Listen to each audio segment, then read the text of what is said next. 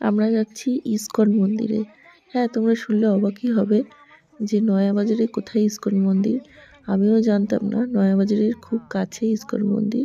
শুনেই আমার শাশুড়ি মাকে নিয়ে আমরা আমার কয়েকজন বান্ধবী মিলে বান্ধবীর মাকেও নিয়ে সবাই মিলে চলে যাচ্ছি মন্দিরটা দর্শন করতে। গিয়ে দেখি যে ইসকন মন্দির সত্যিই কি আছে সেটা দেখার জন্যই মূলত যাওয়া ছিল। আর বাড়ির সামনে এত সুন্দর একটা মন্দির আছে আর আমরা জানতামই না। তো যাই হোক জেনেই সঙ্গে সঙ্গে রওনা। তো গিয়ে দেখি প্রথমে মন্দিরের গেট বন্ধ। এই যে মন্দিরটা, সেই মন্দির এখনো মন্দিরটা পুরোপুরি তৈরি হয়নি, ছোটোখাটো করে তৈরি করেছে। কি কি লেখা আছে দেখো মন্দিরের গায়ে। মন্দির তো বন্ধ ছিল, বাইরে থেকে আমি ভিডিওটা করেছিলাম।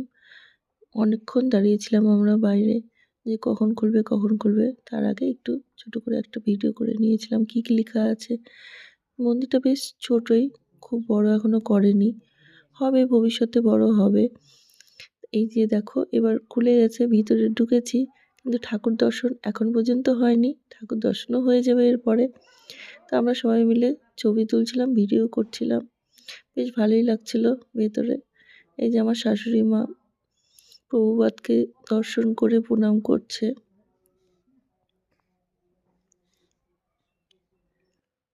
এখানে ভাগবত পাঠ হয়।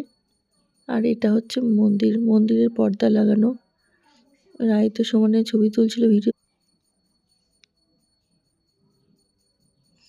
এবার মন্দির খুলে গেছে, ঠাকুর জাগানো চলছে।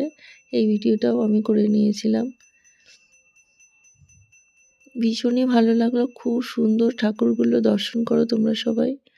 আমরা সকলে দর্শন করে প্রণাম করে একটু প্রসাদও পেয়েছিলাম, এতই আমাদের কপাল ভালো।